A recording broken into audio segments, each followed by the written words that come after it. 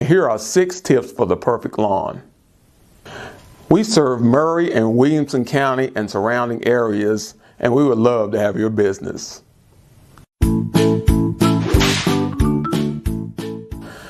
Tip number 1 is climate.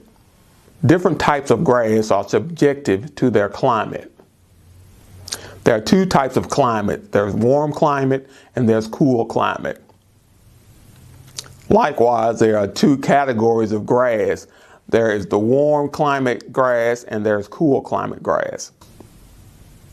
Here in the Middle Tennessee area, we have very cool winters and very warm summers. So we are a transitional climate. Which brings us to tip 2, types of grass. There are about 40 varieties of grass, but there are 5 that are suited for this area. The first we'll talk about is ryegrass. Ryegrass is a good blending grass. If you have bald spots in your yard, or you need to fill in an area, or you need new growth to be placed where something has destroyed your grass, ryegrass is a good choice for that. Now, ryegrass is a cool weather grass, but the only problem with fescue grass is that it has a low drought tolerance and may need watering from time to time.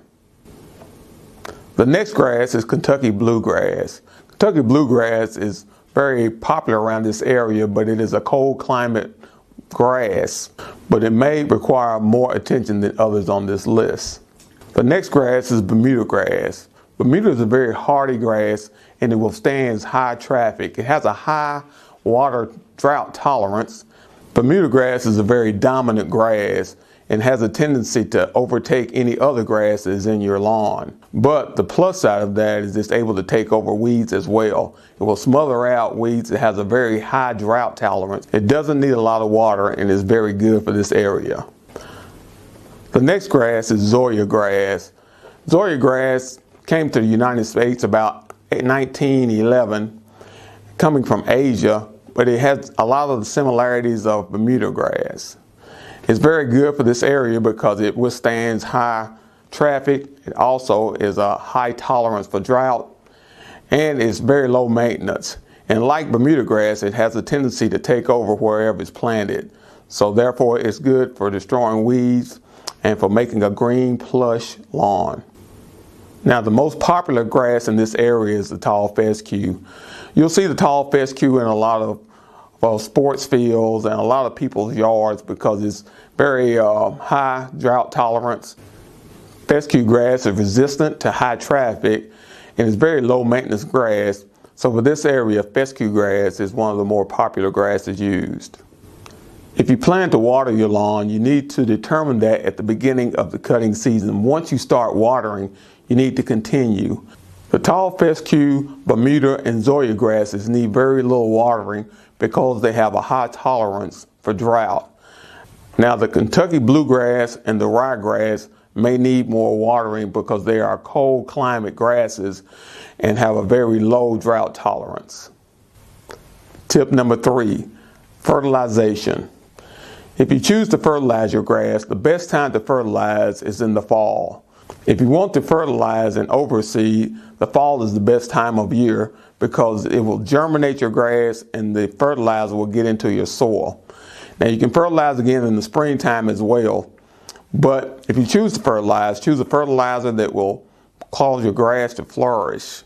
A good general fertilizer is the Triple 15 fertilizer.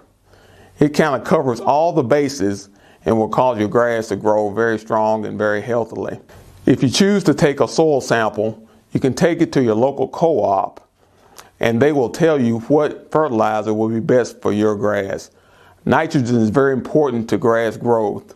Nitrogen, phosphorus, and potassium are the 3 main ingredients in fertilizer, and depending on your grass needs, they can be found in different quantities in different fertilizers. Tip number 4, weeds and the controlling of them. To stay ahead of your weed problem, you should apply a weeding feed to your lawn. The best time to put out your weeding feed is in the early spring. The weeding feed contains fertilizer as well as weed killer. This will fertilize your grass, giving it strong roots, and at the same time kill any weeds that might try to come up around your grass.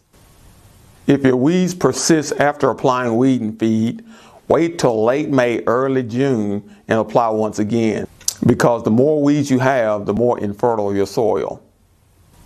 If you have 50% weeds and 50% grass, you may consider reseeding your lawn. If your grass is taller and more dominant than your weeds, then your grass will smother out your weeds. But if your weeds are dominant, it could damage your lawn. Tip 5, proper mowing. When mowing your lawn, you should keep in mind that your grass grows as tall beneath the soil as it does above the soil. So it's important to let your grass grow taller so that your root system can be strong. Cutting your grass every 7 days is better than cutting it every 14. You should cut your grass 2 to 3 inches tall. Cutting it shorter will cause your weeds to outgrow your grass. And tip number 6, if you have a problem with tips 1 through 5, you need to call groundskeepers at area code 931-698-7711. Again, my name is Kelvin Lyles.